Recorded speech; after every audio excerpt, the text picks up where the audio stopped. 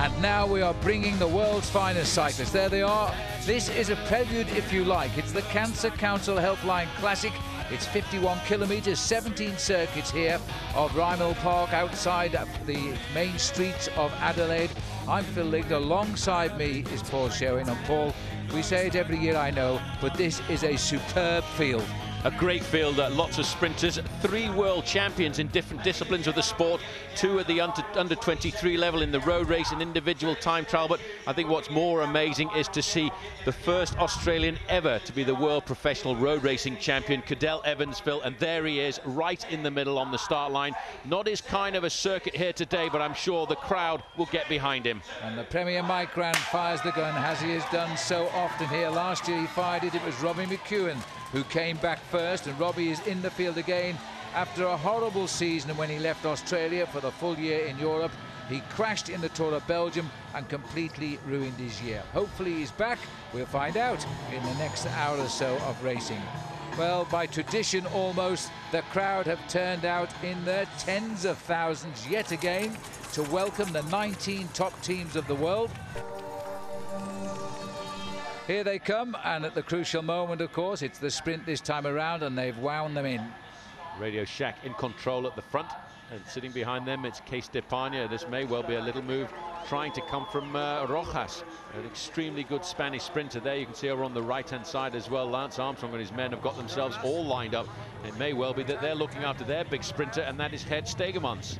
Well, this is Ivan Gutierrez, I think, who's just broken from the pack as he's gone over to the far left of our picture, the right of the road of the riders. They've gone after him. Gutierrez is a very good time trialist, but he's also a pretty good sprinter, and he's gone early here. Well, he's gone very early. There's a reaction coming behind, and that again is Radio Shack trying to make sure that they're all over the front end of this main field. But yes, Gutierrez is a very good individual time trialist. He's out of the saddle there. He's looking over his shoulder to see whether or not he's going to get it this time. Ivan Gutierrez being chased all the way down the line here, but I think he's kicked again, and that's the way to win a sprint as he goes through just ahead of the new signing for Radio Shack, Daryl Impey of South Africa. You look, Phil, at the length of that main field now. That gives you an indication that the race is starting to warm up. We're averaging now 49 kilometers an hour per lap. So we'll just be outside the hour for the 51 kilometers if they keep up this pressure at the moment. There's the sprint line down the road. This is going to be a dress rehearsal here. This is going to be a big move. It looks like Cam Meyer is putting his head down here. He wants the points again. He hasn't gotten it yet. It's going to be a challenge, though, and it's going to be taken on the line there by Andrei Grifko, I think it was, of Astana. And it wasn't Cam Meyer, it was Jack Bobridge who was just pipped on the line. That's Bobridge 151.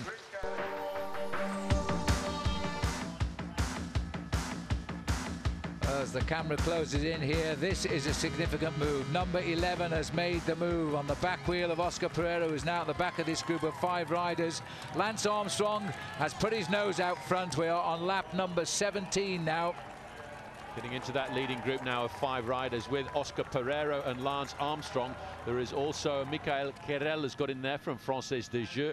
Mathieu Perget is in there from Case d'Espagna, and the last rider to join the leading group of 5 is Peter Sagan of Liquigas. An advantage of 11 seconds over the front end of the main field, and a lap runoff at 48 kilometers an hour, so nobody's holding anything back. Well, it's 3 men at the front, and it's about to be closed down there. It was 4 seconds on the line. It's Team Rabobank as well mixing at the front. The escapade of Lance Armstrong and Oscar Pereira is over, but the crowd have seen a great champion, 2 great champions in a breakaway off the front end of this race, the classic race before the start of the Santos Tour Down Under next week. Well, the sprinters are trying desperately to break this race up at the front. Look at the gaps down the end now. If you haven't got your sprinter in position now, it might be too late, because HTC Columbia are trying to give this one to Andre Greipel. Seberg sets the pace. Now he's taking a little break. Greipel is still there, but Team Sky are breaking up the train of HTC Columbia.